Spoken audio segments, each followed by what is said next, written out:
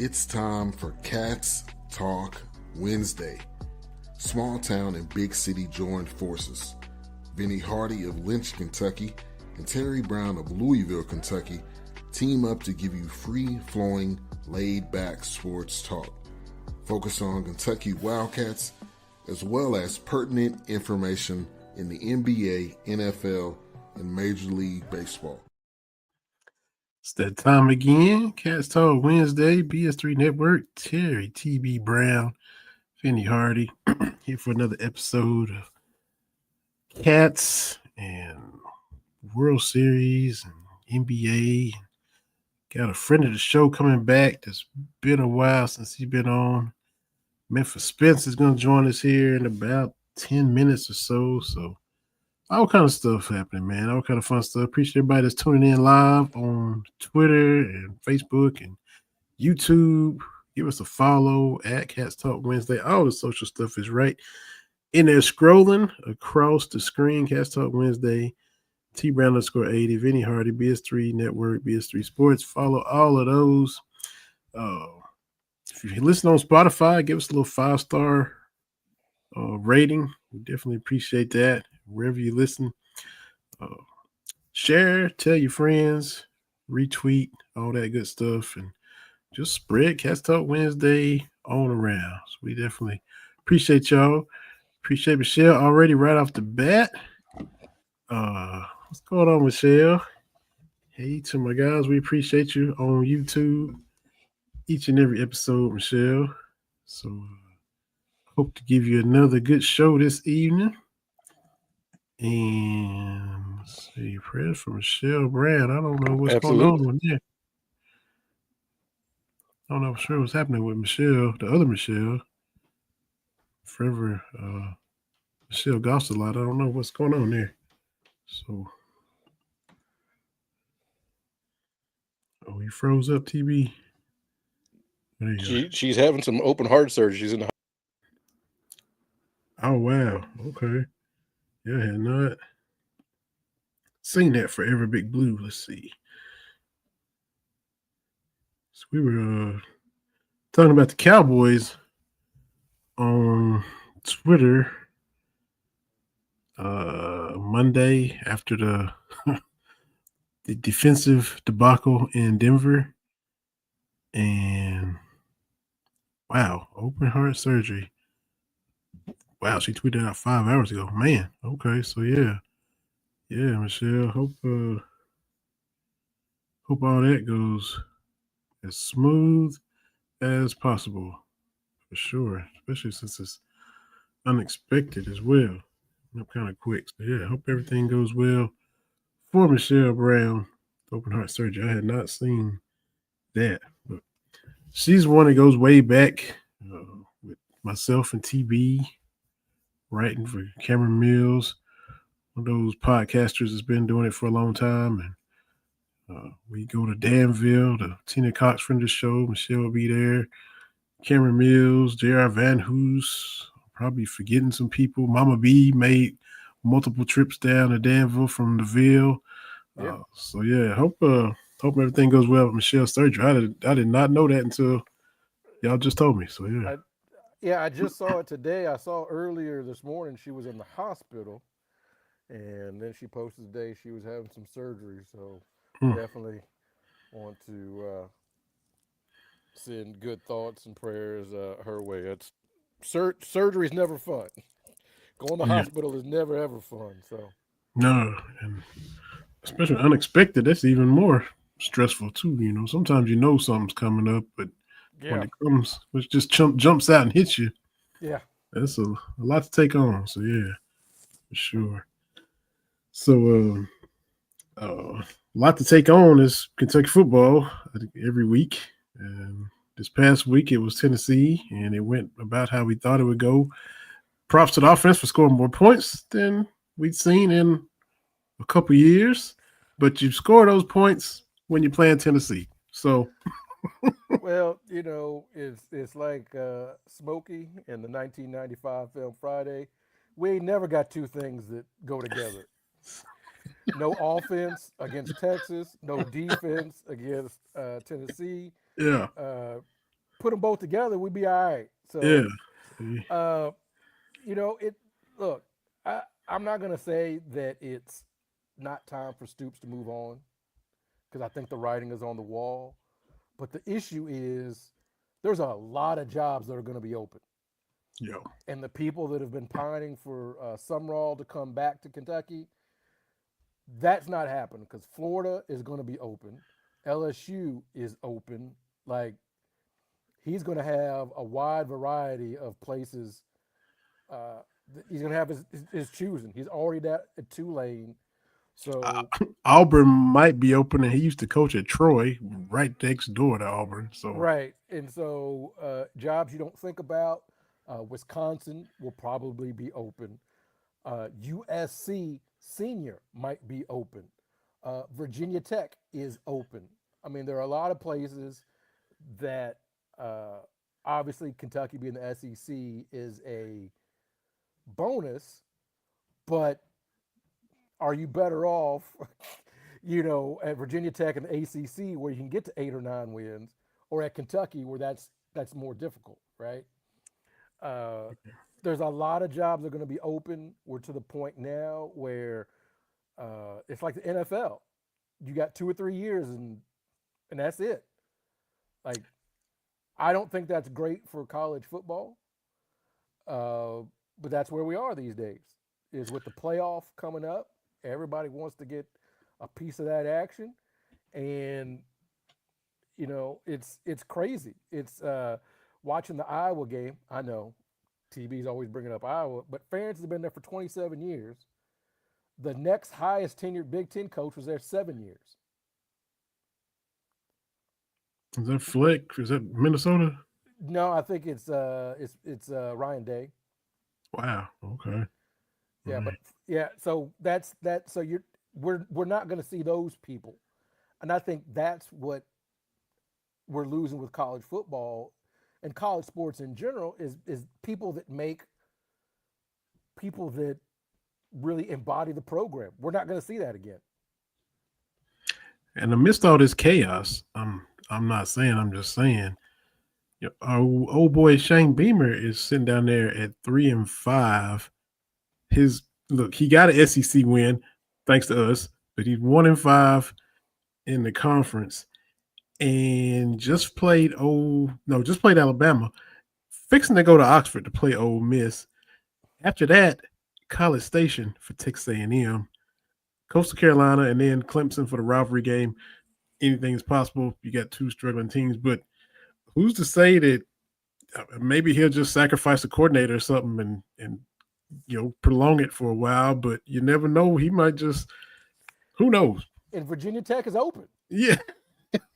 Right? Like the Beamer names got juice in Virginia Tech. So if you look at it's a possibility that Beamer may go to Tech, and now South Carolina's open. And then you've got a coach who's got to decide between South Carolina and Kentucky. Like, everyone is looking for a unicorn coach, and they're just not out there. Like, we're going to start seeing a lot more recycled coaches. Franklin didn't get it done at Penn State. He'll go somewhere. Brian Kelly will end up somewhere, most likely, if he still wants to coach. Yeah, can't wait to get into all that. And plus, our guest, our longtime friend of the show, is backstage now, and you repping the hometown on your shirt. Yeah, Memphis, MLK High School alum in the building, programming director for the Sports Radio America Network. Talking about a guy, Memphis Spence, been on the show more times than we can count. What's up, Memphis? Gentlemen, what is going on? I haven't seen you all in a while. Glad to be back on the show. Thanks for the invite. Absolutely. And my mom says hi because she always asks me, who you having on your show? I said, Memphis Spence. She said, tell the homeboy I said hello. I said, hey, tell moms. Tell moms I said what's up, repping I see you repping strong, right there. Yeah, I see. And basketball season come, but football, they pulled it out looking good, man, looking real good. We're doing all right, except for that Battle of the Bones, UAB. We're looking okay. I hate the fourth quarter comebacks that it has to be that, but at least we have that. Yeah. And I really like what Silverfield's doing there. I could tell you what's worse is not winning at all. Yes. Yes, that's worse. That is worse. You're right about that. And that punch out against Arkansas, because that basically sent Pittman on his way to demise. Peanut Tillman gets credit for all that, but the way he dove in there, both of those dudes parallel to the ground, and to punch it out, to punch the ball.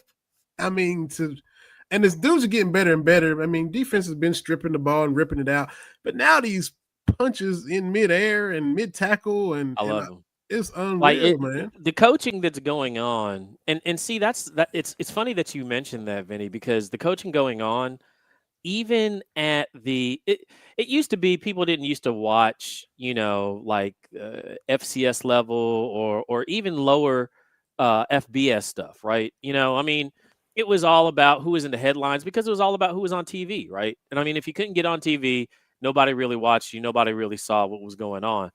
But the deal that Memphis has with ESPN is solid.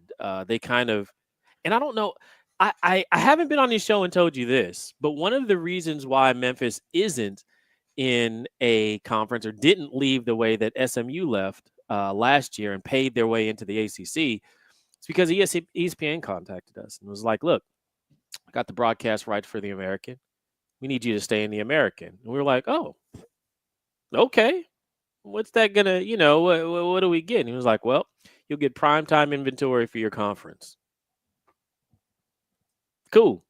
So, I mean, and if we're trying to promote the brand, if we're trying to push the brand, whether that's in basketball, we are a brand. But, in football, we haven't been a brand. You know what I'm saying? And since I've been, for the 15 years that I've been running Sports Radio America, I kind of I was like, man, why can't my school be a football school also? Right. And I know I started in Kentucky talking with other Kentucky fans, like, yeah, our schools should be football schools also. And it's like the boosters and everything else kind of rallied around that messaging. And here we are now. We were in a Cotton Bowl in 2019 playing, against Penn State. It was almost surreal. Like, Memphis is in the Cotton Bowl. We were just losing to Louisville by 50 points, when I started. But now we're in the Cotton Bowl. Okay, this makes sense. And just pushing that message and letting the boosters know there's something else other than basketball. We're still a basketball first school, right? Just like Kentucky, right? Yeah, but it's football also. You know what I'm saying? And because it generates a whole lot of revenue. So my follow-up question is, we've been talking a little bit about the coaching carousel. Yeah. And it seems like there's more and more schools like, we should be better at football than we are. And so those hot seats are getting hotter. Yes. People are moving, the buyouts and all that. What's your take on that, where it's like a lot of schools like, hey, we should be better than 5 or 6 wins. We should get to 9 or 10 wins. First of all, it's a great question, Terry. I think one of the things I used to do, and I just sunsetted my program, the College Credit Hour, last year. Last year was the 15th year anniversary, and my show is now done, so I can do more Cats Talk. I can actually come on Cats Talk more. I don't have to be a once a year guy or anything. I can come on, once a month now. That's our fault. That's our fault. No, it's all good. It's all good. I'm just letting you know I got time now. I have time. But that's a good question, because everybody's starting to see like the economics behind it. And I know I covered it on my show for the boosters a lot. And football drives a lot of the economics in college sports, college athletics. So people know that, man, we got to get better at football in order to justify what we're going to be asking from boosters and asking from, alum to really power this program, because, people are starting to see what the behind the scenes, you pull back the curtain, and people are starting to see the economics behind the sports that we all love and we're invested into. I think that there's going to be more. There's a couple of things that have happened in the past 5 years that I think ramps up the whole coaching carousel. The transfer portal. Transfer portal ramps up that coaching carousel.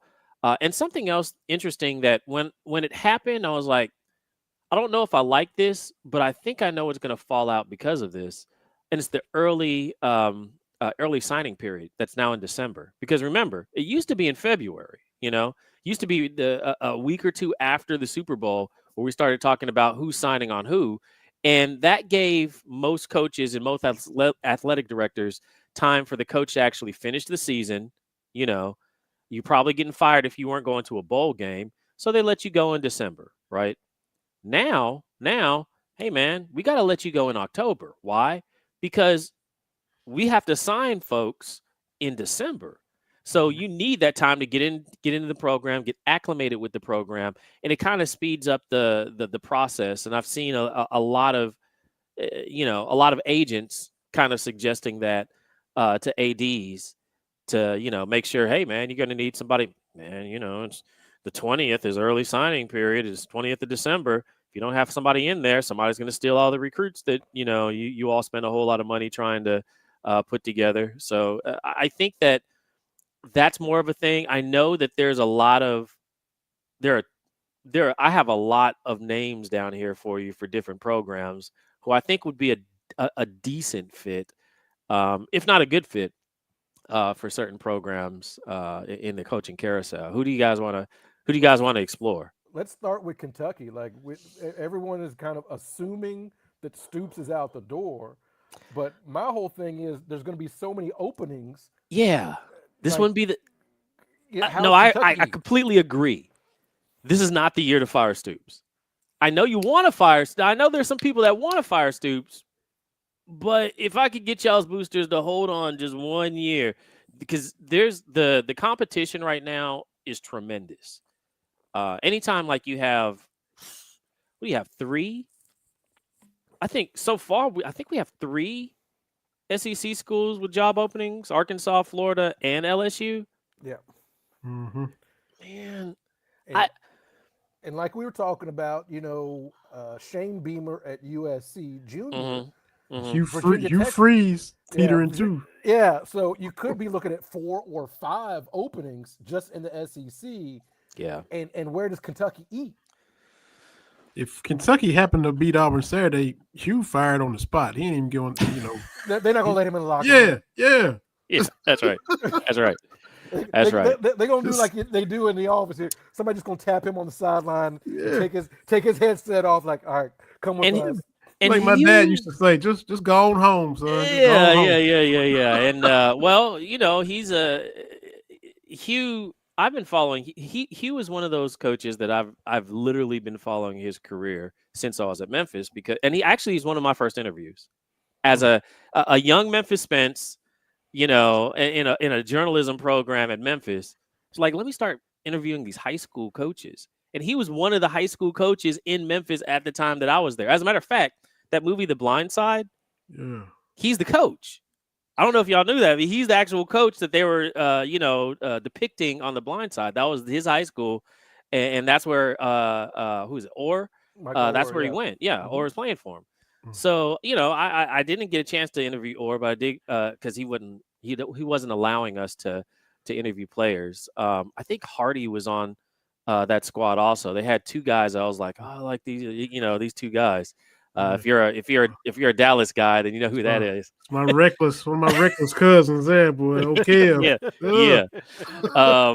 But both of those dudes was on that squad, and were recruited by good old Hugh Freeze. But sometimes Hugh Freeze wilts and melts in those situations. He always has, and I've been following his career for quite a while. And that the stuff that I saw against Georgia, that game, it was SEC officiating, and I know we've talked about this before, but SEC officiating, for whatever reason, seems to be the worst out of all of the FBS. I mean, it's worse than Conference USA officiating. No lie. The amount of times that they have to overturn stuff or get the office to reprimand somebody or issue we shouldn't have done that. It's bad, and I don't know why. You all have all this money, and it's like, why are the officials so? I can't get over it. But yeah, that's my whole thing with officiating across the board. Yeah. You've got billions upon billions of dollars. Why is it this bad for like the WNBA? The officiating's terrible. Right. Like it's just objectively Terrible. terrible. Yeah. Like trying to explain to Vinny because he doesn't watch like I watch, but there'll be games where there'll be contact, and it's like a pickup game where people will stop, Right. and then the refs will blow the whistle. And Exactly. They'll stop and look over, and you're like, and then the like- refs blows the whistle. And you're like, what? Vinny, I'm like, what is going on here? Right. You can't have two people run into each other, hit the ground, a third person grab the ball, and then make a call. Like, what Exactly. are you doing? Right. Right. Right. But even the SEC, like you're bringing in these billions, like there's got to be a way to make these people full time. That's just my 2 cents. Like this is all you're gonna do. Like you're not gonna be a lawyer during the week. You're not gonna do all that Yeah. stuff. Yeah. Yeah. You're gonna focus on this, and the SEC can do that. But The SEC and the Big Ten can do it, but I think the SEC looks over at because the Big Ten doesn't have.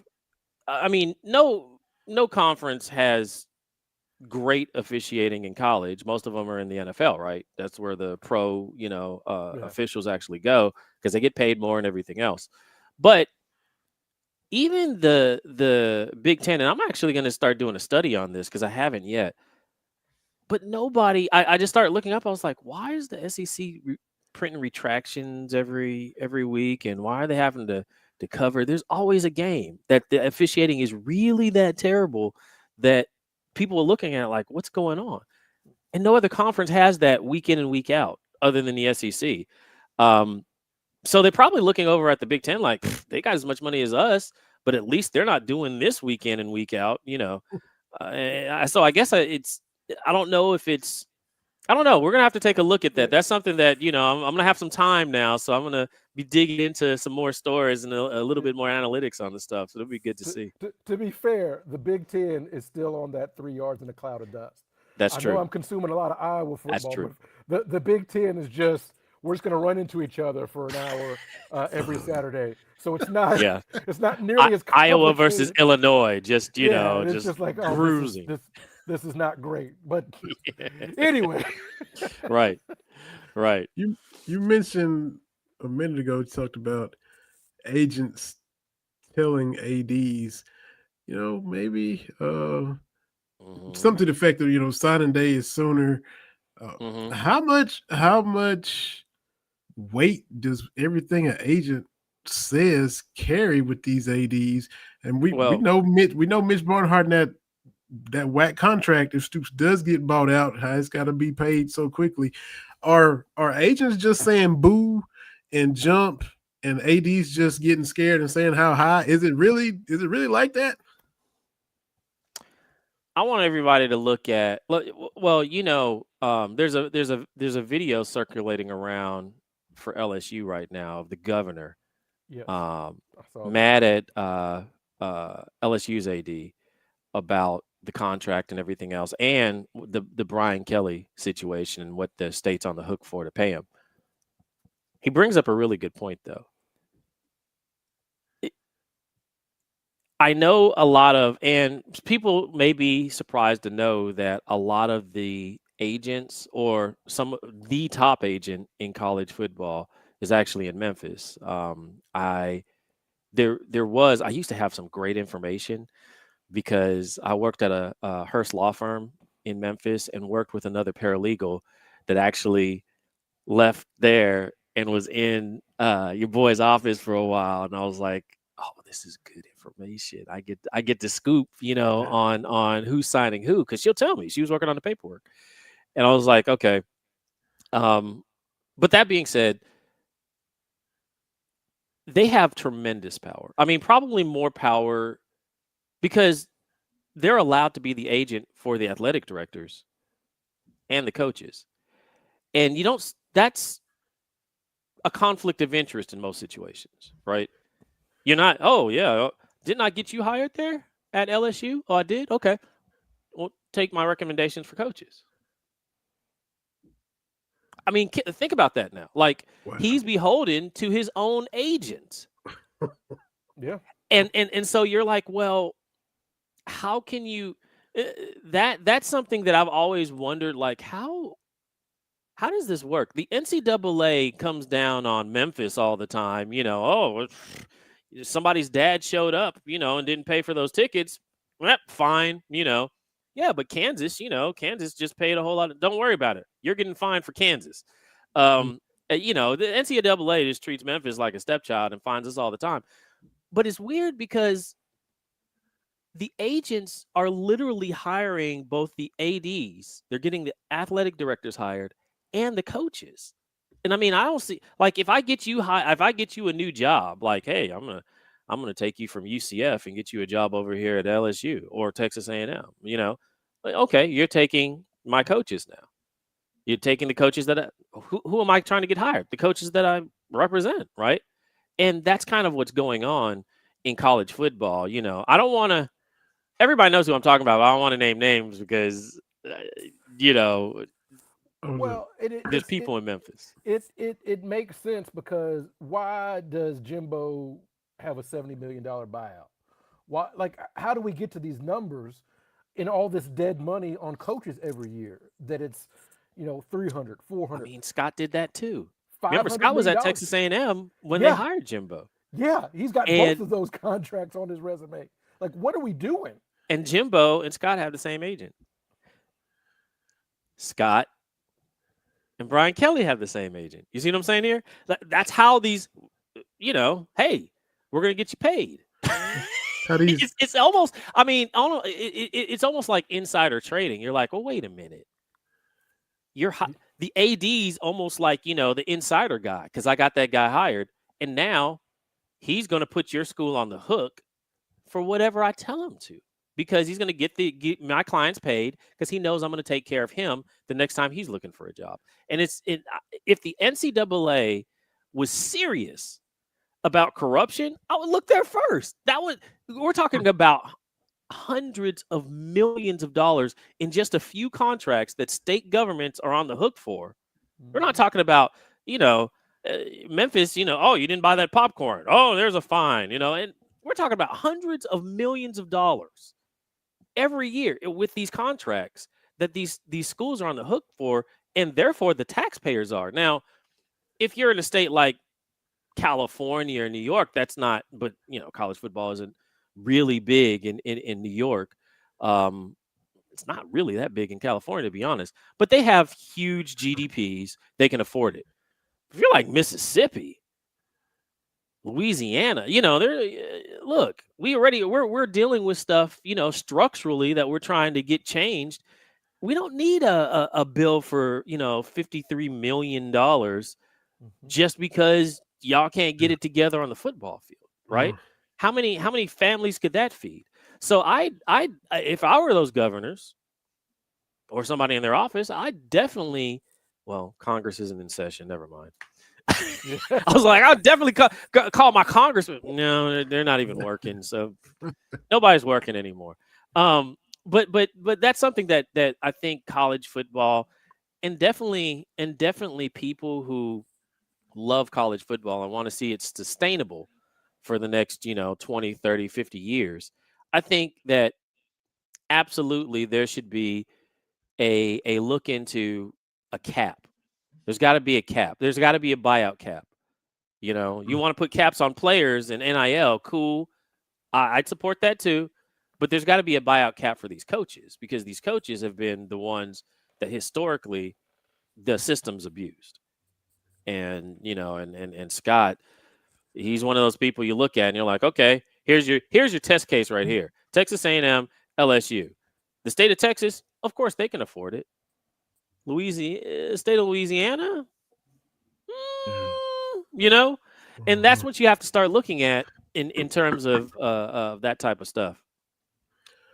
And it's just going to keep spiraling, right. There's points where stuff makes you stop and pause, and then you get desensitized. Like, for example, right. The A-Rod contract at Texas, 10 years, $252 million. Oh my God, wow, $25 million a year. Right. And that stopped everybody in their tracks. Same with KG, 6 years, 126. whoa. And then then it was just numbers, and you just numb to it. Yeah. And then I think some of these baseball guys, whoa. But it's just it's a shock, it's a jolt, and then it's right back to I'll make a distinction though, Vinny, because those contracts, while they're huge, we know who's on the hook for those. There's a lot of billionaires that own those teams, and okay, y'all can afford it. But when it starts hitting the taxpayers, at the public universities, which I know this is a quaint notion. Yeah, we should be about education, but I understand it's business. Like I say that full well knowing, like, yeah, wink, wink, they should be about education, but I know what drives the bus. And for me, the big watershed moment was, with COVID, when it was like, exactly, them boys got to play football, or else nothing else works. Exactly. And everybody, I'm so glad you brought that up, Terry, because it's one of the things. Oh, Michelle, what's up, Michelle? It's one of the things that became completely transparent during COVID. Right? We were always told, we're doing this. This is all for they're student athletes, and we're doing this for the love of the game. That's why we're not getting paid. That's why we're not allowing them to be paid and everything. It's the love of the game. No, those boys we got to shut down all these programs if those boys don't got out there and play. And we also realized during COVID, y'all just made up schedules and just played them on the spot. So this could actually happen. You don't have to schedule out like 7 years, okay. They gave up the game, right? That's why, look, right. We talk about the SEC, the bad efficient, everything like that. All these other conferences, we'll see what the science says. The SEC said them boys is playing football. Exactly. Like, exactly. They're going to play. Like, we're not going to check with nobody. Them boys got to play football to bring money in. Which I respect the game. The Big Ten, like, we'll see. And the Pac-10, like, we'll see. SEC is like, no, we're going to. Them boys playing football. And that's what, knock wood, nothing happened. But I remember telling my wife at the time, I'm like, if something were to happen and a kid died on the field, like, ooh, buddy. But they would have been like, that's just one kid. And it would have kept going. He's so right. Terry, you're so right. Like, and again, I'm not trying to say man. the SEC You're is so right. But they up front, like, nah, man, them boys got to play football. That's the way this goes. And also talking to my wife just about, these colleges, these economies are built on football. Yes. Like, you have to have 8 home games to make this work, right? Like, exactly. Economies are dependent on that, from hotels to food to. You need 8 home games if you're SEC, Big Ten, whatever. You have to keep that economic engine going because it can't stop. And if you don't have 60 or 70,000 people going to these stadiums, it impacts everybody. That's sales tax. That's Uber drivers. You name it. So you have to, and I understand what you're saying about Stoops, but he's got to go because you got to have 60,000 people going to Kroger Field every Saturday. That is true. You just do, like the gas stations, the whoever. Yep. You have to have people showing up. Yeah, you have to have people showing up, and if they stop showing up, everything else stops. You need concessions at the games. You need especially if we're talking about the way college is set up, because a lot of times colleges are set up in college towns. The entire economy is based on that, right? So it's not like, and the Americans a little different. They built that so hey, there was Houston and South Florida here in Tampa and UCF and Orlando and Memphis. I mean, those are big cities, had a whole lot going on or whatnot, but a lot of these colleges are specific towns specifically for that college, and the town runs on that college, and that economic engine has to go, or those businesses, they're the amount that they can make off of those games. That's those just 8 games, and I think that's why they want 9 now. Everybody wants 9 home games now, is because man, that's money. It's money. It drives revenue, but you're right. You got to keep that. I want, man, Stoops got to go. But Does he have to go this year? Does he have, because there's so much competition. Look, this is who I have. I have for Penn State. I think they'd be. Here's a name that probably isn't out there, but somebody that I think they may take a look at. Just because I was listening to what you were saying, Terry, about the program and having somebody there that understands the program, losing that sense of tie to the program. And I think there's some programs that are going to go back to that. They feel that, hey, we're just chasing dollars now and chasing names. We need a tie to the program. I wouldn't be surprised if Penn State went and knocked on Greg Schiano's door, because he's under the Joe Paterno tree, and he's right around the corner. And I think that they're gonna at least give him a phone call and make him say no to Penn State, because he understands that program. I wouldn't be surprised if they try to pull Matt Rule from Nebraska. I don't know if Matt Rule's going to go, but he's definitely an alum of Penn State also, and they would like to have him there. Those are the two that I got for Penn State, because I think they're going to try to connect coach with the get back to what they feel Penn State football is. And I think they may have maybe Franklin wasn't the right guy. I still think he was the right coach. I don't know if that was a good fire. Out of all the firing, I don't know if that was a good fire. I think he didn't get it done. True. But I think they were like a few steps away from getting it done at Penn State, in my opinion. The thing, again, talked to my wife about this. College football is probably the most emotional sport that we have. Yes. Because it's 70,000 people going to a smaller town, right? For the most part. It's marching bands, it's the fight song, it's tailgating. It's a very emotional, communal thing. And I think that's what did Franklin at Penn State is we can't have back-to-back losses like this on top of his record against top 10 teams, right? Like they have to look around and say, hey man, like fairness at Iowa has a better head-to-head record than some of these, than what you're doing here at Penn State. We can't have that. He lost to the Vandy of the Big Ten. That's what finished him off. Yeah.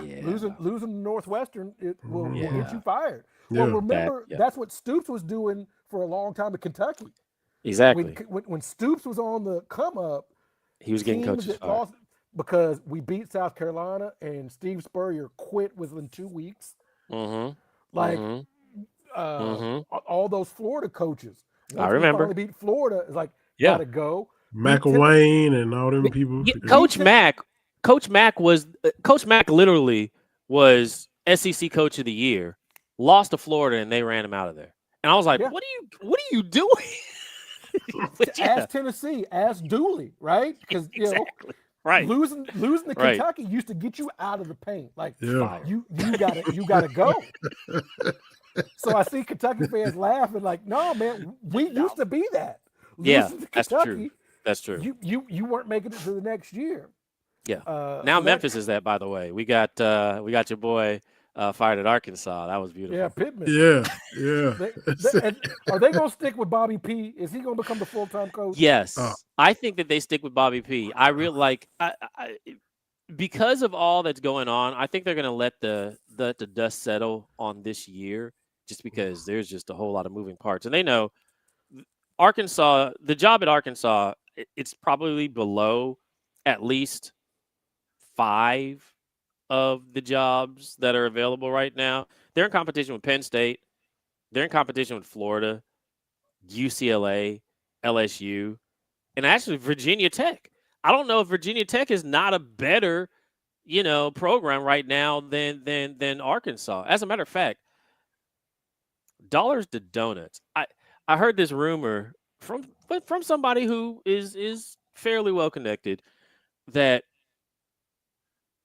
Franklin might be kicking the tires over there at Virginia Tech, which I honestly think would be a really good upstart for him, because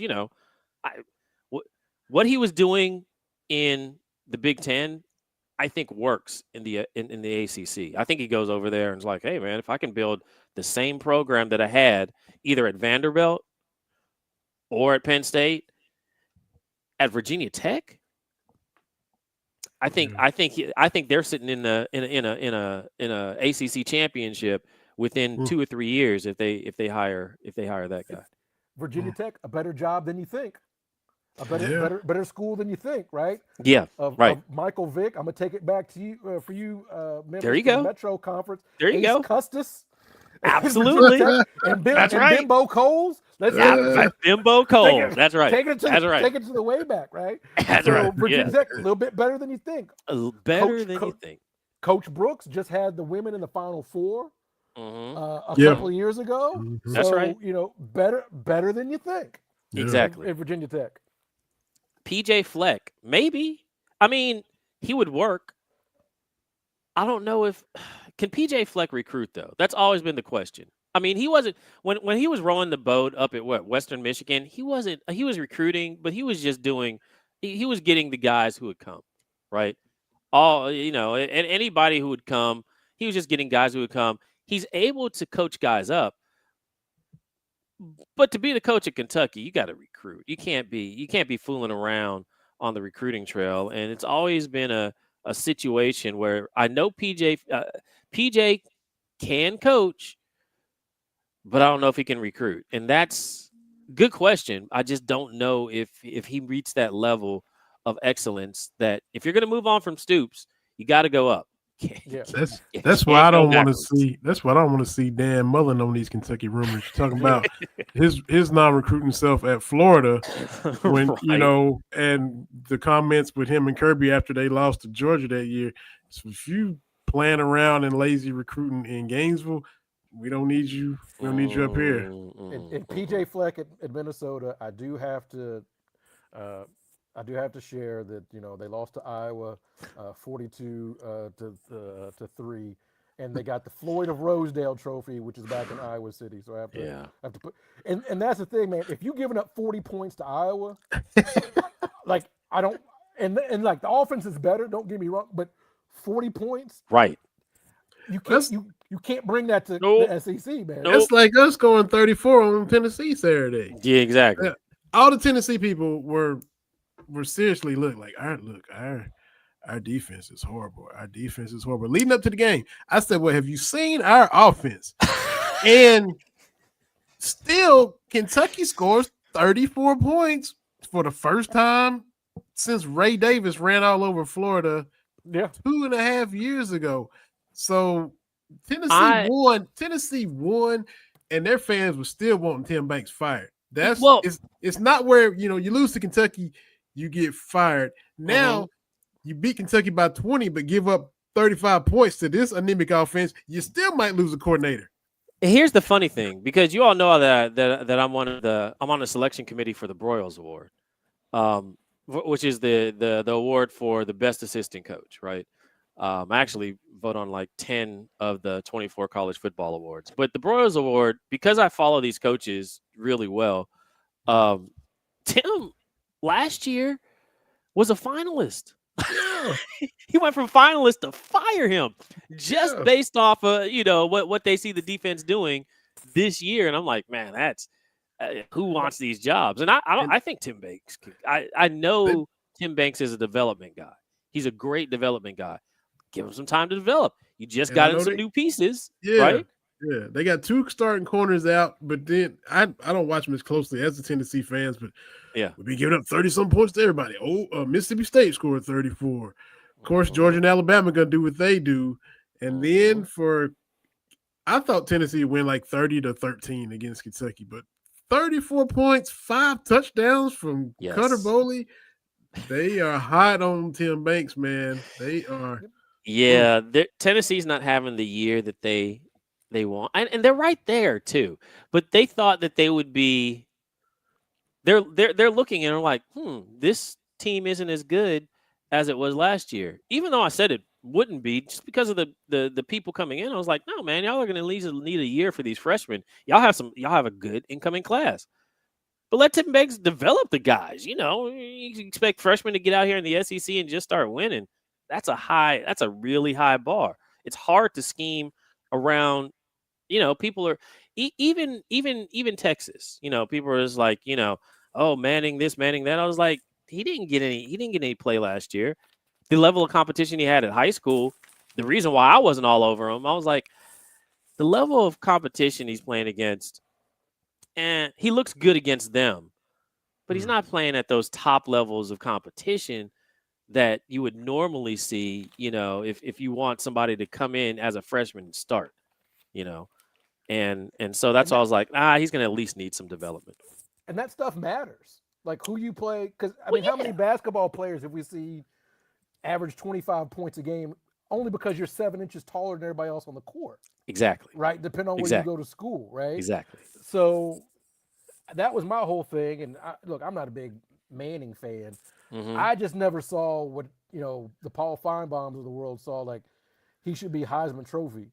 Speaking of Heisman Trophy, who's winning it? Like, I haven't seen anybody that I'm like, oh, that guy should definitely be in New York. Who you got, Memphis, where you're like, three or four names we should pay attention to? Here's the thing.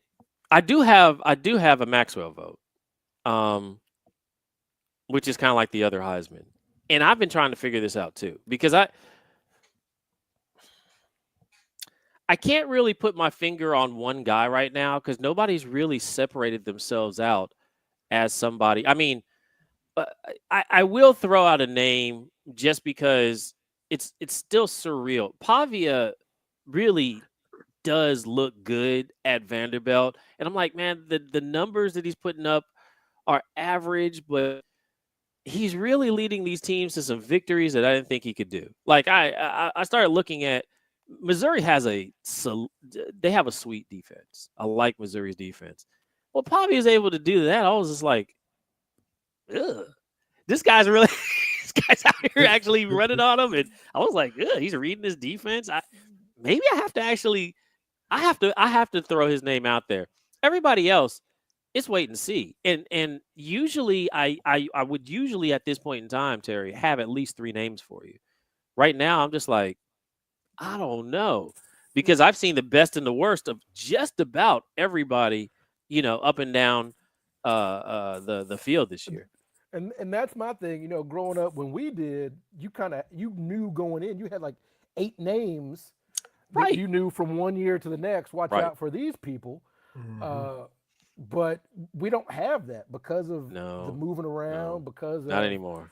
And that's my whole thing about college football. We're lacking that staying power of watch out for this guy. He finished pretty good, had a good bowl game, goes into the next year as a Heisman Trophy winner. Exactly. And now with coaches moving, we're missing one of the recipes for college football, the personality of the coaches, right? Yep. We're getting these, everybody wants to be like Nick Saban, so there's no personality, right? Exactly. We also see that on the college basketball side as well. Exactly. There's no Whip Sanderson with the coat. There's no, Jerry Tarkanian with the towel and John Thompson with the towel. There's no Steve Spurrier being, I wouldn't say passive aggressive, but aggressive with his comments. Like, we don't have that kind of stuff anymore, and it just feels Steve. It feels I love weird. Steve. Steve's on the Broyles Award committee with me. He's he's a hoot. But no, I completely, Terry, you're absolutely spot on that, man, because I had a hard time. I was on doing the Lombardi Awards semifinals, and I just voted on that, and I was having a hard time with that. Usually, because I'm a defensive guy. Usually, I'm watching defensive players. Normally, offense usually for somebody else. But if it's a defensive award in college football, I think there's only one of the defensive awards that I don't vote on. But it was still hard because I was just like, man, I was expecting this to happen.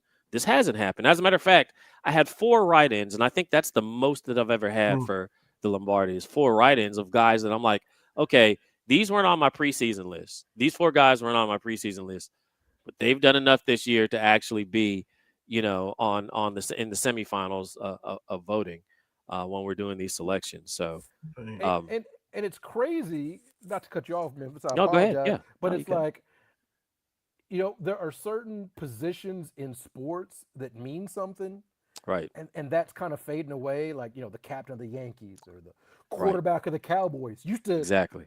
And I'm not saying Dak is bad, but it used to have this thing like you knew, for 20 years, the Right. quarterback of Florida is going to put up some monster numbers, right? Mm-hmm. You knew Mm-hmm. that Wisconsin was going to have just a big bruising back, Right. for Monty Ball and Ron Day. Like, you just Right. knew that, like, the tailback at Michigan was going to put up some monster numbers. Like, you just knew that's just what happened. And we don't have that anymore. You knew Because that we don't have Nebraska- the coaching. We don't have the coaching consistency anymore, guys. There's Yeah. no like. How many coaches has Florida had just since Tim Tebow? I mean, you could probably. I mean, I started looking around. And I was like, okay, who has seniority in the SEC now? Stoops. Coaching seniority. Mark Stoops. Stoops. Yeah. Think about that. Mhm. I remember. You all remember because I remember when Stoops got hired. Yeah. Yeah. Well, and it brings up. I know I'm always Yeah. bringing up Iowa, but Iowa's had 2 coaches in our lifetime. There you go. Like that is their get down. Is we're not gonna get too high. We're not gonna get too low. Like, they have decided, and you have to decide what works for you. Are we going to compete for a championship? Probably not. Mm-hmm. Are we going to be terrible? Probably not. Mm-mm. So where do we find our happy place? Right. And Vinny, I know you get tired of me because I say it every week, Memphis, but it's like, we're going to beat our rivals, right? Right. We're going to beat Michigan, Ohio State every now and then, Right. and we're going to go to a decent bowl game. And the Iowa folks are like, that works for us.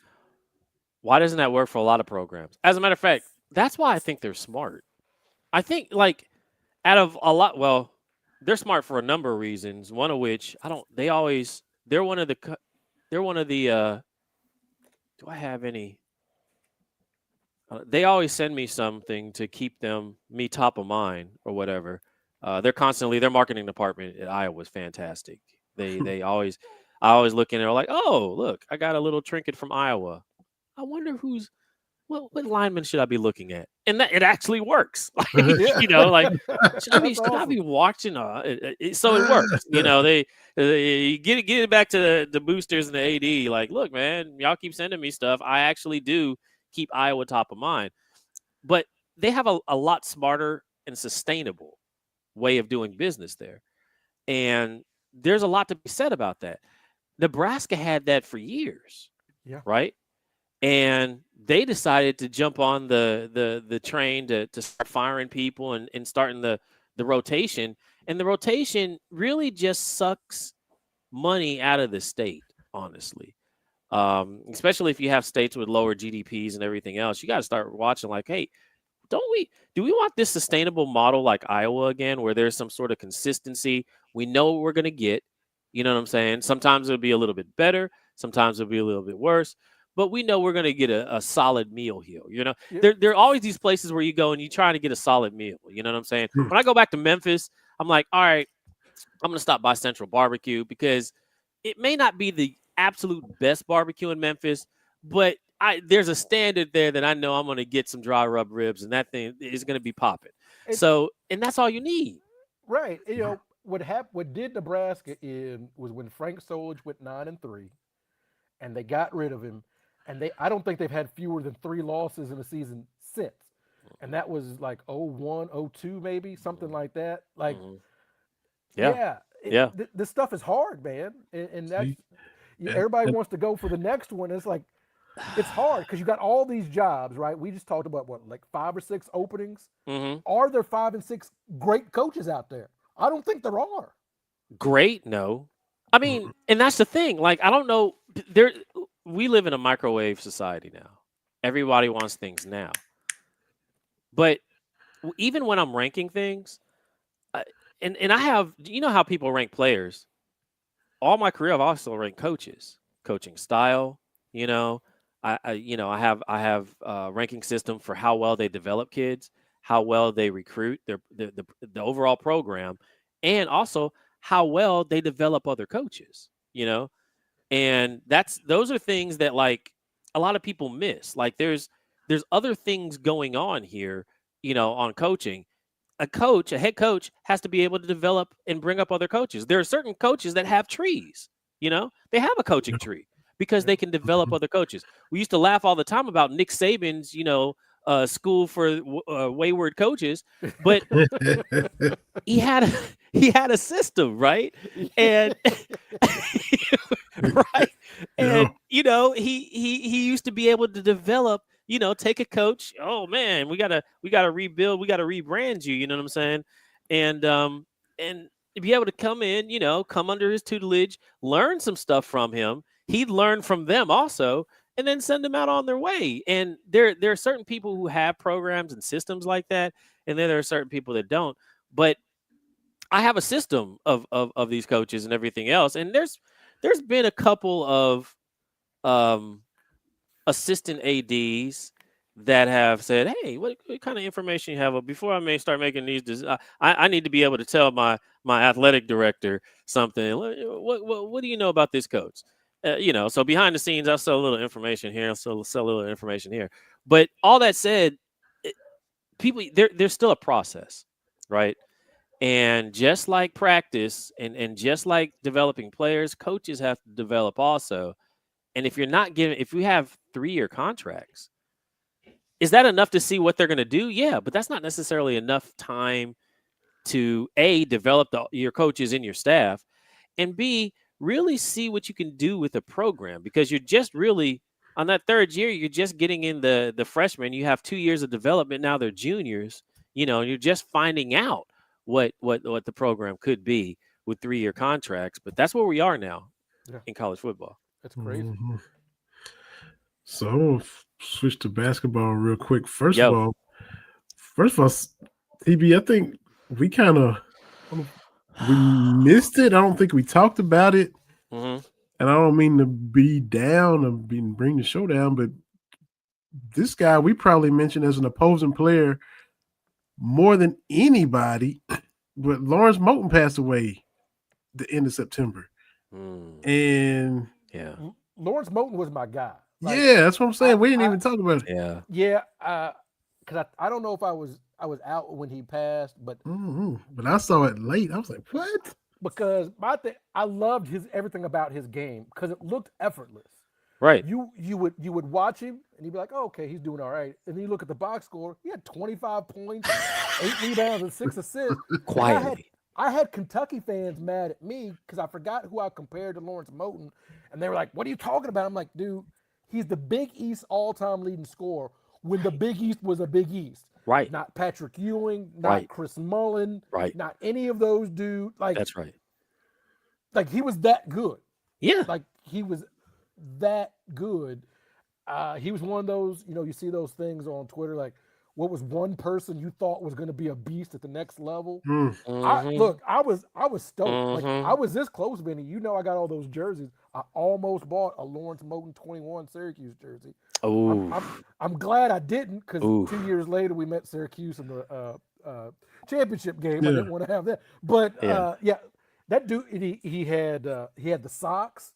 Yeah, and he was one of the first dudes. Little fro. Yeah, he was one of the first dudes to cut his sleeves off his t-shirts. So it wasn't a tank top, but it came. Y'all know what I'm talking about. It came a little bit past it, and I started doing that. Let them deltoids breathe a little bit. Yeah.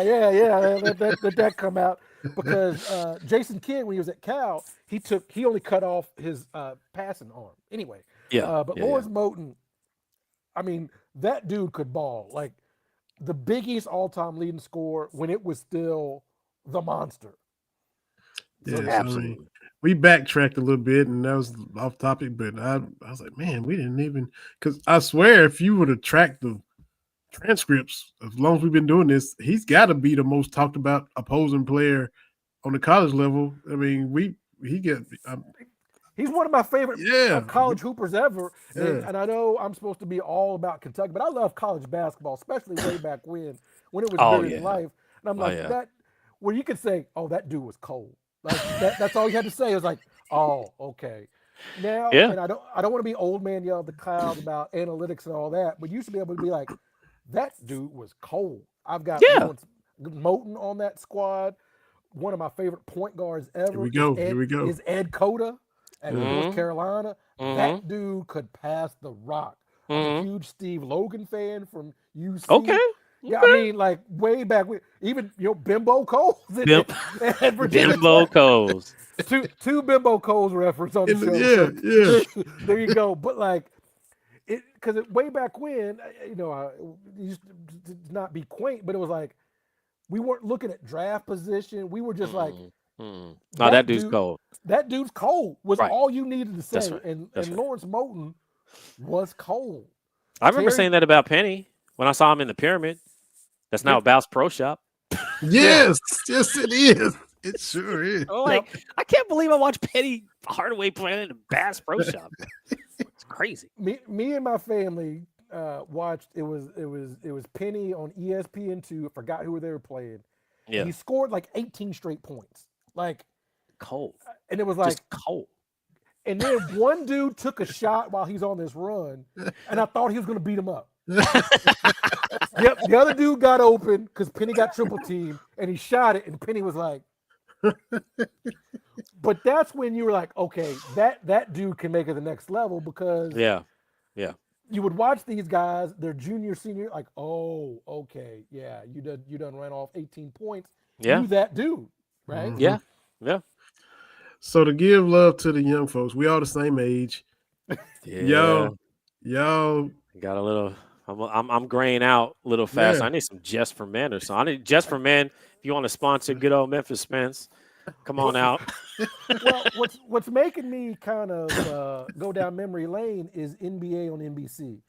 They brought back Round Ball Rock. They brought back the whole where every game felt like it meant something. You know, they would give you that, and it was only 90 seconds. Like in my mind, I'm thinking, this was a 15-minute intro. No, it was Bob Costas reading his copy, and in 90 seconds, he's giving you the history of Milwaukee versus the Knicks. Like, oh, right. You know, Willis Reed going against Lou Alcindor. Okay. They're making it this big thing. And that's what is missing. Like we talked about the pomp and circumstance in college. That's what's missing is I don't know these dudes. Dude, you just hit on something. And it's kind of, people are asking me, so what's next, Memphis? That's what I start doing, man. I want to start capturing this history because I noticed that the youngsters, they don't know. You know, I mean, there's disruption, this, that, and the other, but people are skipping over history and they don't understand. They don't know the history. That's why they don't understand what they're seeing. We used to be in all the history. Plus, there used to be, programming that gave us that history. It's not there anymore. And I'm like, well, wait a minute, who's doing this? Yeah. I'm actually gonna start doing a lot more historical things because people need to know the history around the sport so we don't lose it. Or AI changes it for us. AI, if AI is going to be in charge of history, I want to make sure that I'm the one in history in the AI so it doesn't necessarily get twisted or changed or anything like that. Yeah. So I'm going to start working on some documentaries and whatnot, putting together some sports history, especially for college, because there's not a whole lot of there's the SEC shorts and the SEC storied stuff. You got 30 for 30 or whatnot, but there's a whole lot of things that have been left out, of storytelling, and people don't understand why. I used to say on my show, I don't really count college football championships, pre 1975, and people were like, why? What do you? I was like, you realize that the majority of people that are on the field right now weren't able to even play in the SEC around there. They're the last SEC team. I'm not going to say any names.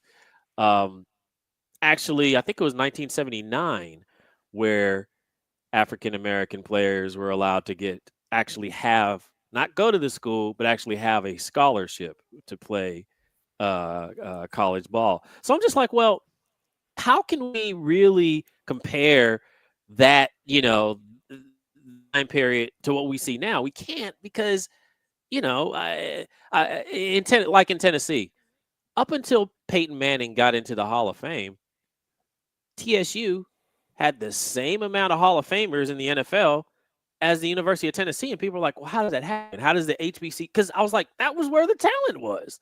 All the talent that you see now on your squad, it was in HBCUs, and people don't really understand what the sport was then to what it is now. And to follow up that point, Yeah. the state of Mississippi, all these Hall of Famers, Right. and the the two I'm gonna say did not go to Ole Miss or Mississippi State. Mm-hmm. Jerry Yep. Rice, Right. I'm gonna give and Walter Payton, and they said Right. no thanks, no thanks. Right. Right. Yeah. And even if you want to throw in Brett Favre, right? But like I'm talking about those two, like I can't imagine any other state that had two all-time greats. All Like time. if you're ranking running backs, where's Peyton? He ain't out of your top 5, right? Right. Right. And you're talking about wide receivers. I'm biased, but it's Jerry and everybody else from your state. Yeah. And y'all were like, nah, we good on this thing we doing over here. What I'm trying to do, I'll give y'all a little. I'll give y'all. This is the Cats talk. I wasn't going to say anything about this, but y'all get something exclusive. What I'm trying to do is reach out to Isaac Bruce and let him know, because there's a story about him and how he actually got to Memphis and the schools that he passed up to play at Memphis because those schools were still a little. But I want him to talk about it. I want to. I'm not gonna. But those are the types of documentaries that I want to get out there. Are things like that people don't know. Like I know them. We might know them, right? But these kids don't know that what's going on. They don't. Most of them didn't even know Hugh Freeze coached in Memphis in high school. You know what I'm saying? I mean, they don't know these things. We have to be the ones. It's now our job to actually start telling them and make sure that they understand what the story really is. Because to go back what you're saying, when you look at college football, I think only focusing on the championships and the Heisman Trophy winners misses everything, right? Yep. Because as a Kentucky fan, I know he didn't win championships, didn't win the Heisman, but you can't tell me that Jarrett Lorenzen wasn't fun to watch. Like, absolutely, those are the dudes I'm talking about where you're like, right, that dude's a dude, right. maybe not All-American, maybe, but like, hey, like we were talking about Lawrence Moten.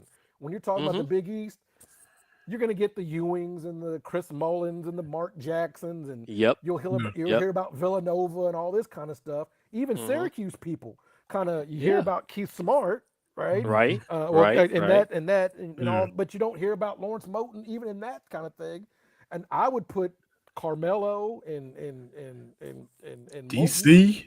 Yeah, like you don't hear about that, right? So that's the kind of stuff I'm talking about where it's like, I think we need to do a better job of that dude's cold, or bizarrely, like this team was really, really good, like Lethal Weapon 3 at Georgia Tech, which bizarrely, they have a Final Four and Georgia Tech split that national championship within a couple of seasons of each other. And you wouldn't know it because it's not really talked about, Nope. Nobody ever talks about that.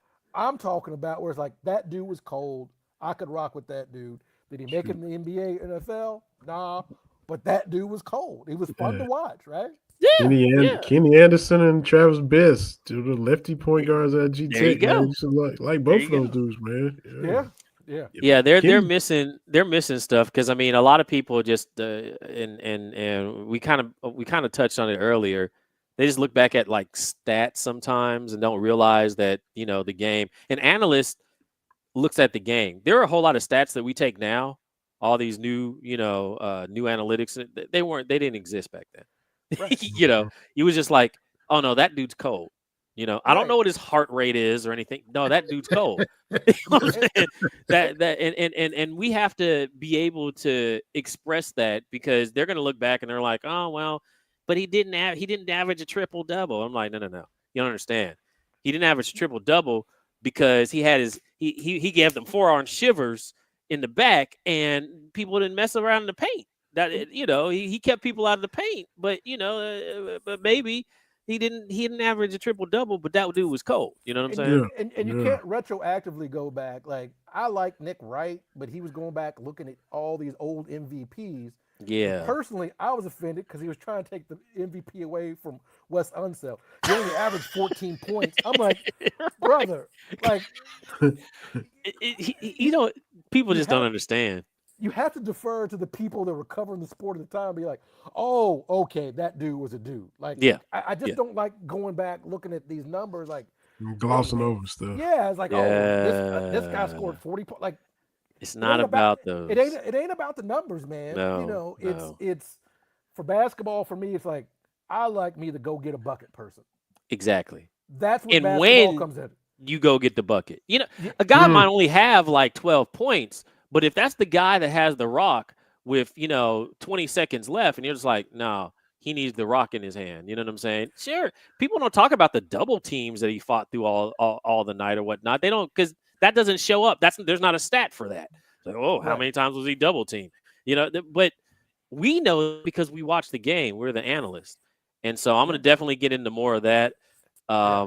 And I'm gonna probably pull the two of you on some of these projects. Because Yeah, there's these dudes No. that just would show up at the big moments. Like I off don't top. know how many points a game Vinny Johnson scored for his career. I don't know. I know that dude was a problem in June. Yeah. Yeah, Like yeah, I know that. yeah. You know what I mean? I And mean, just everybody players forgets like that. about Juwan Wagner. I mean, I'm like, come on, guys, that dude was cold. Like, there are these legends, these college basketball legends. There's these college football legends that, yeah, maybe they didn't win the award, or came in third or fourth in voting, but that dude was cold. And there's these stories, and how they happened, that a lot of these guys, they just, because it's not recorded somewhere, then they don't know. You know what I'm saying? They only know what they can ask Chat GPT. Yeah. And how does Chat GPT know if we're not putting that information in there? So and before we let you go, I know we running Yeah. a little bit, but it's basically like you have to add context because Yes. Vinny and I Yes. talk about all the time. Yes. The Kentucky won the '98 championship, but in the Final Right. Four, they beat Stanford and they beat Utah, and Mm-hmm. and the young kids are like, well, but it's Yeah. hard to explain. Like Utah No, was those are elite. Like Utah was putting dudes in the league, man. That right.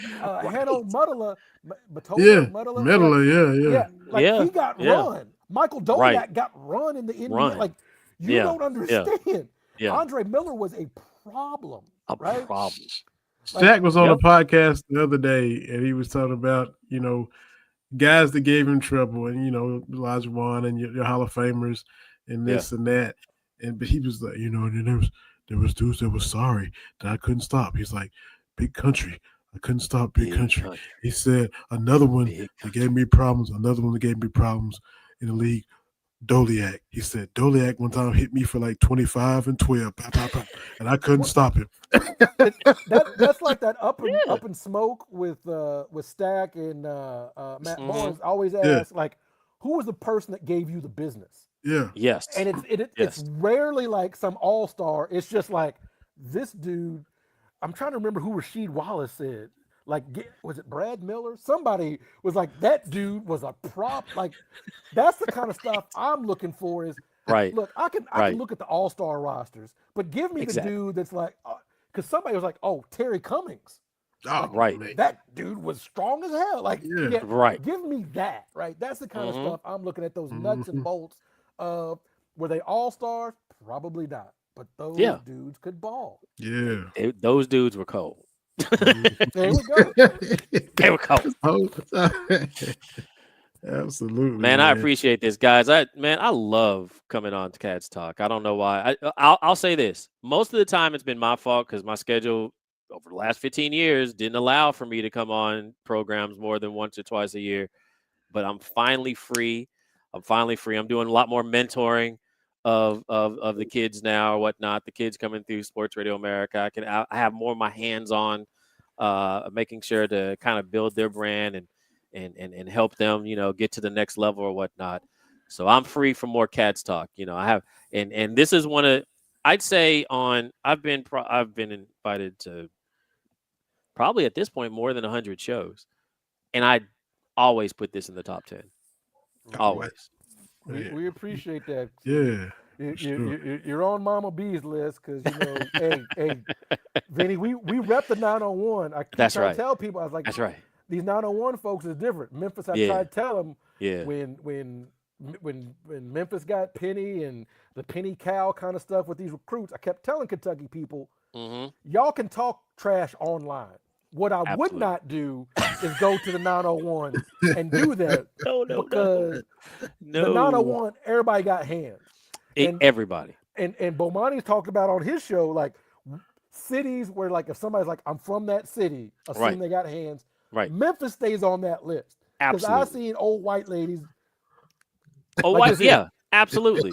Everybody There's got no hands in 901. everybody. It's not. It ain't. It's you. That's a fighting city. That's what I used to. A fighting city. Somewhere where. Oh man, if you make it up out of there, you didn't fought to get up out of there. You know what I'm saying? You didn't fought to get to the top. That's a fighting city. Yes, and And my beloved mother is from 901, yeah. and you know how sweet she is, Vinny. And my aunt was telling me a story about how she had hands. I was like, hands. Hands. okay, okay. I ain't gonna say too much. All right, yeah. No doubt. But I was like, oh, everybody got hands. That's what you're saying. Yes. I love it. Yeah. I love it. Well, all the best with the documentary and getting that going. I'm gonna get a few of them going. Yeah, man. Oh So, yeah. Michelle. Oh yeah, wife's doing well. Wife's There you doing go. well. Everybody's doing well. We're living the life down here in Florida, man. We are living the life down here in Florida. I was just at the. Life's different down here. I'll say that. We get to hang out in some exclusive places, and really we are enjoying the Florida lifestyle. I'll say that. There you go. Sounds good good, stuff, Mr. man. Memphis. Always Good a pleasure, stuff. man.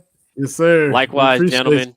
Thank Gentlemen, you so just much for the time. Vinny, get me on your schedule, man. Just throw me in or at least ask me. Let me turn it down because I have a lot more time to jump on Catch Talk now. All right. Hey, we appreciate your insights, man. Always.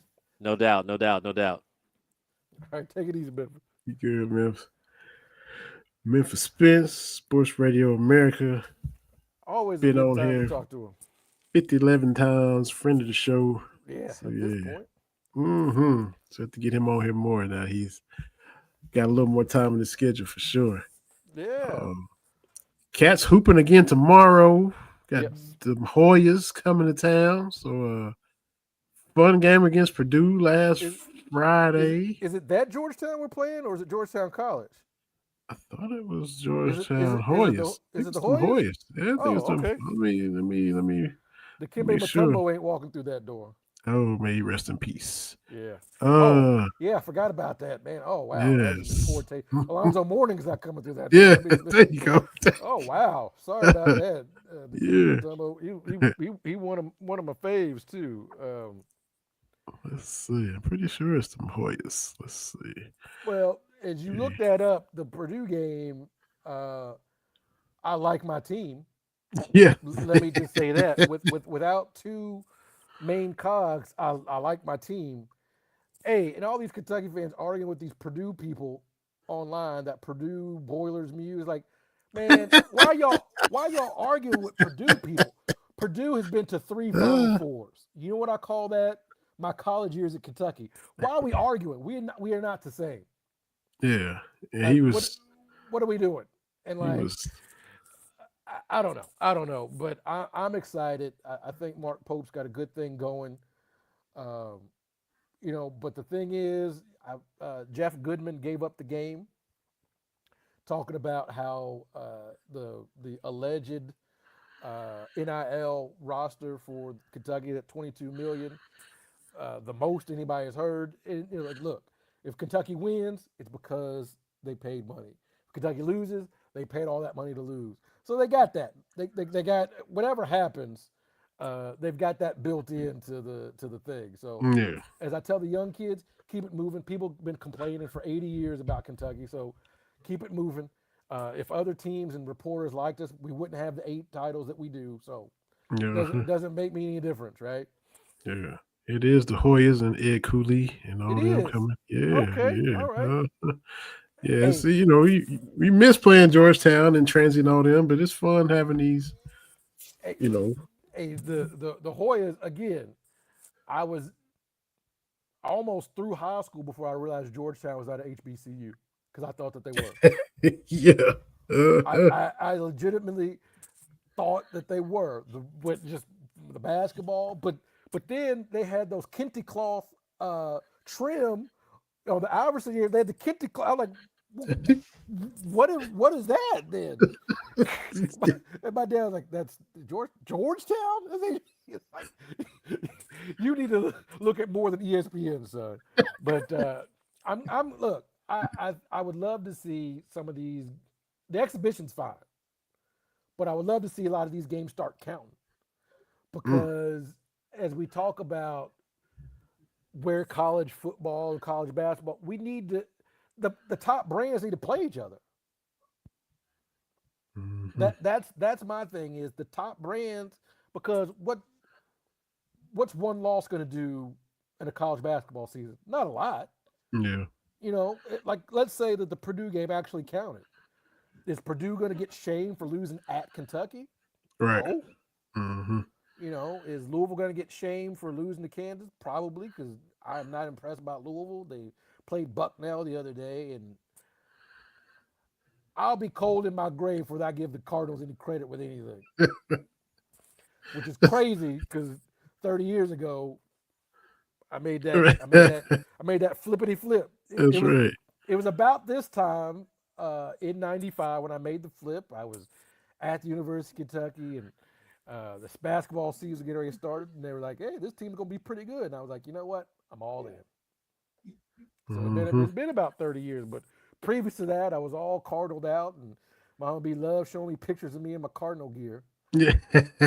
when I was a child. But I have to quote the Bible when it comes to that. When I was a child, I thought as a child, I acted Mm. as a child, but now that I'm a man, I put away childish things. That's what we do. We just keep improving and working on ourselves. That's what we do. I can't believe the Oh basketball man. games are like in 2 weeks. Yeah. That's Yeah. still that's still not sitting right with my spirit. Whoever's Hmm. responsible, like that is wild. It That is is. absolutely wild. Before Thanksgiving, we gotta. This is. I don't like that. Yeah. That's weird. Like, That's. make North Carolina that game. Like, I no, it's got to be December, man. Just Hmm. in the middle of the week. Now, Yeah. this is a CBS primetime because that used to be when CBS would kick off their coverage because the Yeah. basketball game was always like a lead into NFL playoff game Hmm. for a stretch there. But anyway, beat Louisville. That's all I'm excited about. That's it. Oh, speedy recovery to Lamont Butler. Like he is I saw that injured again. ACL Yeah. and something else. Hey, Yeah. Meniscus. Uh huh. yeah, So yeah. Whew. He's tough and resilient. Hate to see him start his pro career off kind of the way his college career ended. Just can't get out from under those injuries. But hopefully he can start fresh for next year too. For because he's down there with the Hawks and the Skyhawks, so hopefully he can get a fresh start next year for sure. yeah. I'm gonna try to check out some of the Iowa Wolves Mhm. G League team. I may check that out this year. What about your boy Austin Reeves? I'm gonna get your thoughts on him. He out here. A lot of people showing out, but no Luca, no LeBron, and Reeves. Like, let me just get here and get these 40 and 50-point games out here for you. Man, right now, Austin Reeves with that 50-point game. The list of Lakers over the last 25 seasons with 50-point games: Shaq, Kobe, LeBron, Anthony Davis, Austin Reeves. Austin Reeves, man. And his 35 points per game through 4 games, you know who he's up there with? Elgin Baylor. Oh, And if you ever look at the scoring records for, points in a game and that kind of stuff, it's always Wilt, right? Like, it's always Wilt like 15 times. Generally, Elgin Baylor like 3 or 4, and then MJ gets one or two. Like it's that. That's what usually looks like. You on a list with Elgin Baylor, buddy? Wow. All right. So look, Wow. I'm still paying attention to the Lakers till Luka and LeBron come back. But yeah, Austin Reeves, man. Hey, why not us, man? They're trying to hold it down, man. But 51. Goodness Yeah. gracious! And just missed the triple double, right? He was close to. Yeah, that was one of those things. I was kind of scrolling, and I saw he was up to 35 points. I was like, "Good Lord, Austin Reeves!" And then I saw like Reeves with 51. Goodness gracious! Like, okay, This. I hate giving the Lakers credit, but I had to at least get your thoughts on him before we get out of here. I'm like, Austin Reeves. Me and my wife call him Cousin Greg from the TV show Succession. I have to send you a photo because he looks like Cousin Greg out there, but he's hooping. He's cold. I like it.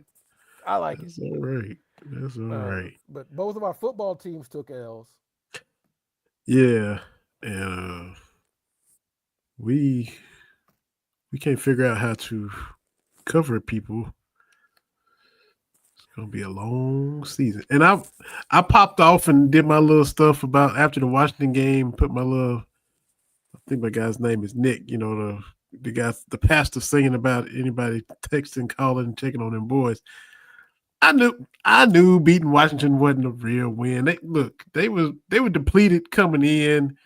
Jaden Daniels got hurt in the second, so that was a win's a win. But next time we play with somebody full strength, see what's happening to us. So, but it's always good to beat Washington. That's all I'm saying. My Niners not gonna be able to feel the team here lately. Like every week, it's like I don't know what's going on. The Niners last year, the Niners this year. I got LeBron and Luka out. Low on the Kentucky team and all the injuries they had. Like every team I root for, just the injuries are piling up. I think it's me. Man, that's big of you to admit that, to confess that. I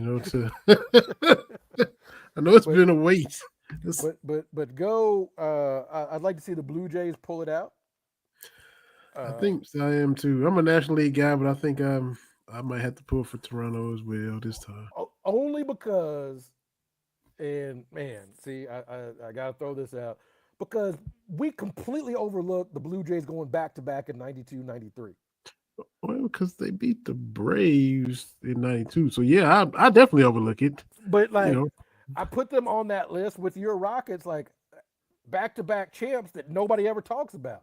Really, the Pistons didn't get a lot of love. I know they eventually got that 30 for 30, but the Pistons used to get talked about like they were just a stumbling block in Jordan's greatness. But I'm like, they were really, really good.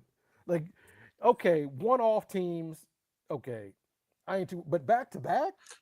Yeah, and I mean, I had a lot of respect for Cito Gaston, for doing what he did.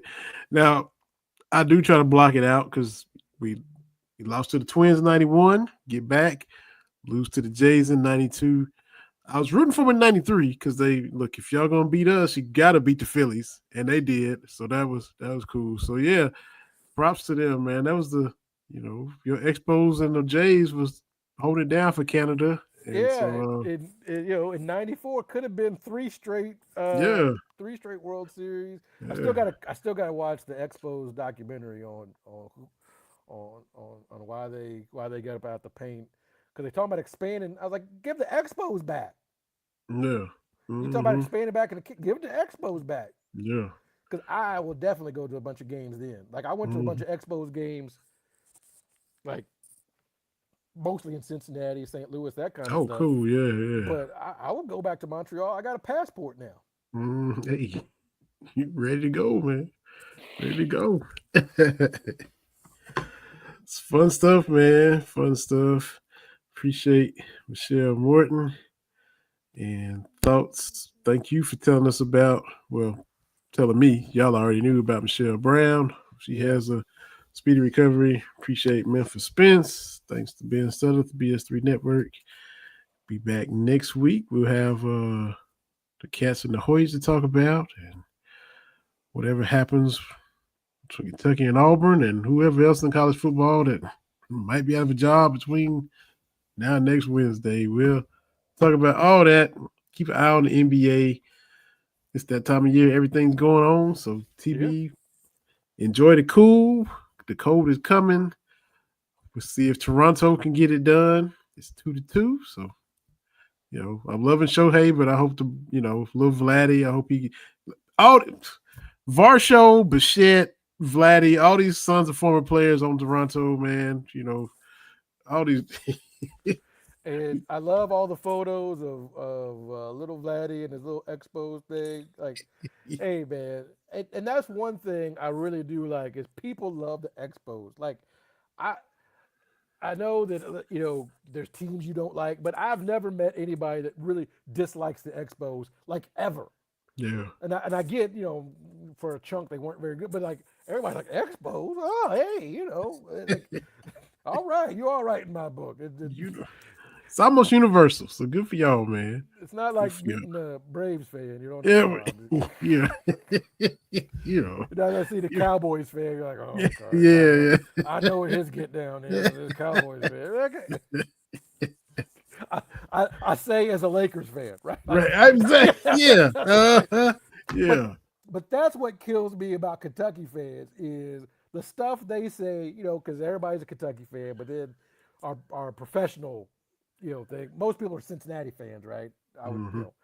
But they'll talk about, I don't like the Yankees because the Yankees fans think they're God's gift to baseball, blah, blah, blah, blah, blah. They're always talking about the championships they won. And I'm like, ain't no mirrors in your house? Exactly. I don't like the Cowboys fans because, like, seriously, meet someone from outside the fan base to hold up that mirror, and it's like, oh yeah, we're that bad. Yeah. What we call passion is insanity outside of the BBN. Yeah, so. we gotta own it, and we have to own it. Man. Don't be woe is us. Own it, man. That's right. Appreciate you, man. Yeah, man. Always fun. And appreciate everybody that listens and watches and follows and likes and all that good stuff. We thank y'all. We'll be back next week. Cats Talk Wednesday, BS3 Network. TB and Vinny, we out.